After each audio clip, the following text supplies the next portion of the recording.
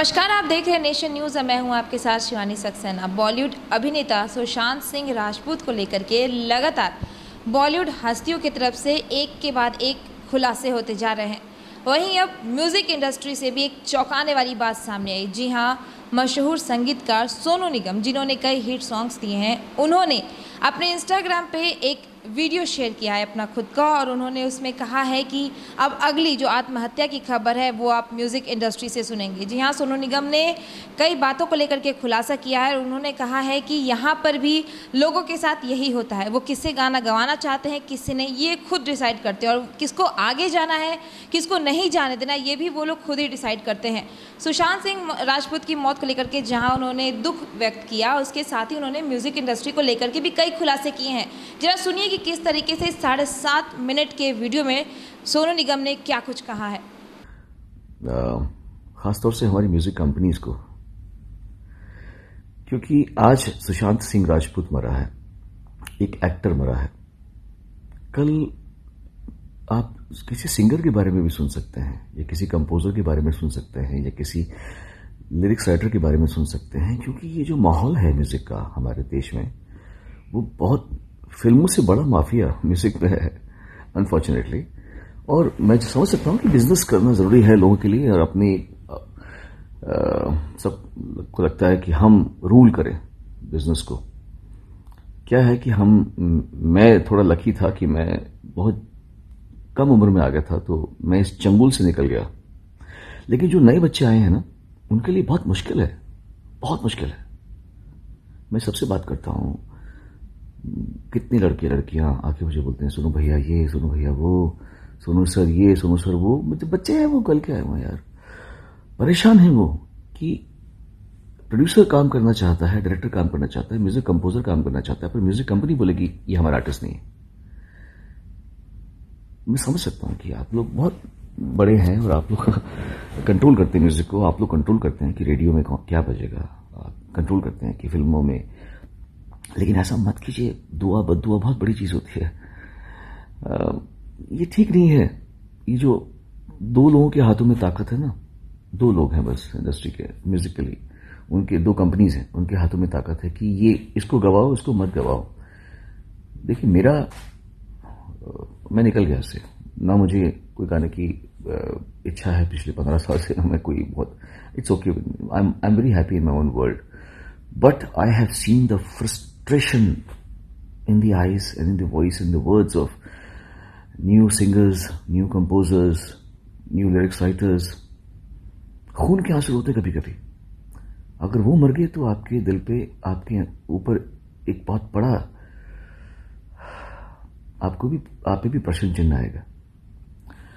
Be a little more kind please to the newcomers, because ये सब गंधर्व लोग हैं, सिंगर्स, कंपोजर्स वगैरह जो होते हैं, गंधर्व लोग हैं। इनको प्रताड़ित मत कीजिए, आप लोग इन पे थोड़ा सा इजी रहिए।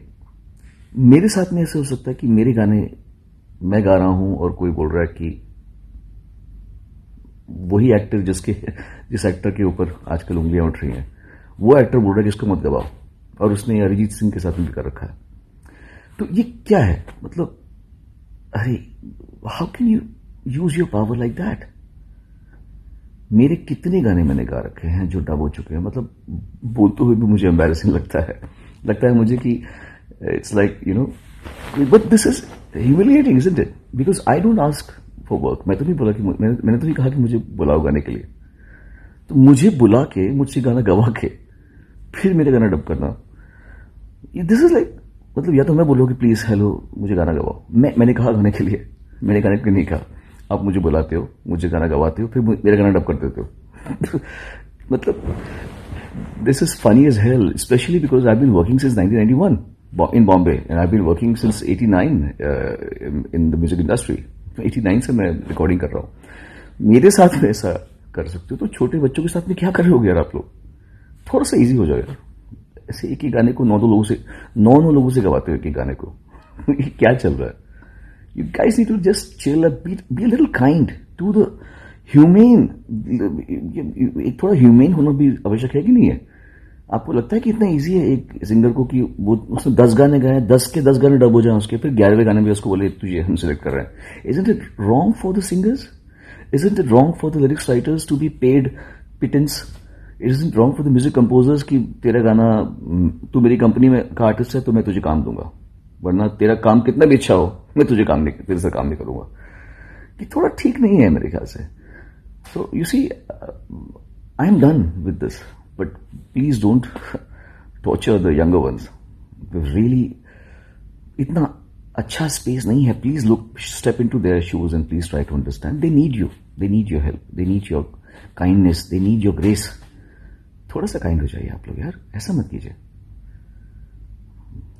एनीवे, चलो, आई होप कुछ लोग इस बात का बुरा ना माने कि सोनू निगम ने ऐसे बोल दिया और हमारे बारे में ऐसा बोल दिया.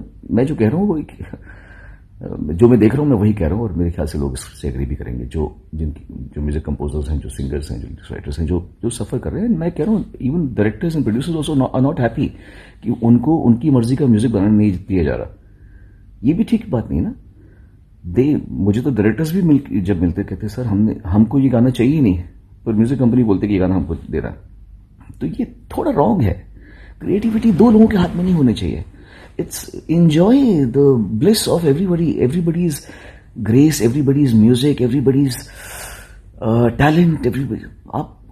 आप ही बताओगे तो फिर म्यूजिक कितना कम छोटा हो जाएगा ना. पहले म्यूजिक कैसे होता था? राज कपूर का अलग म्यूजिक होता था, है ना, और ओपिनियर का अलग म्यूजिक होता था, शंकर जयकिशन का म्यूजिक राज कपूर के लिए अलग और वसंत बहार के लिए अलग.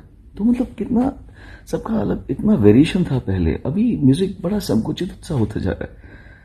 तो और लोग सुसाइड ना कर लें, तो थोड़ा सा आप लोग काइंड हो जाइए. And God bless you all and live like a happy fraternity. Thank you. God bless everyone. Bye.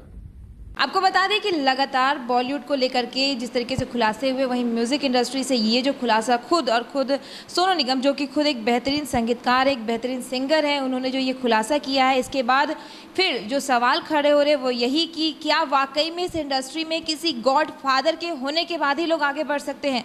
क्योंकि कहा यह जाता है कि जब तक उस इंडस्ट्री में किसी का कोई गॉड फादर नहीं हो, लोग आगे नहीं बढ़ सकते हैं. अगर आपकी किसी से अच्छी बातचीत होती है, अगर आपके पीछे कोई आपके सपोर्ट में खड़ा है, तभी आप आगे जा सकते हैं. अदरवाइज आपको उस इंडस्ट्री से इस तरीके से निकाल के फेंक दिया जाएगा जिसकी आप कभी कल्पना भी नहीं कर सकते. ठीक वही चीज़ सुशांत सिंह राजपूत के बारे में भी हमें देखने को मिली. उन्होंने जैसे आत्महत्या की, हालांकि इस आत्महत्या की गुत्थी अभी तक नहीं सुलझी है. कई बातें सामने आ रही हैं, जिसमें सबसे बड़ा नाम आ रहा है महेश भट्ट का, जिसमें रिया चक्रवर्ती को लेकर के ये कहा जा रहा है कि महेश भट्ट नहीं चाहते थे रिया चक्रवर्ती सुशांत सिंह राजपूत के साथ रहे. जिसके बाद कई खुलासे हुए.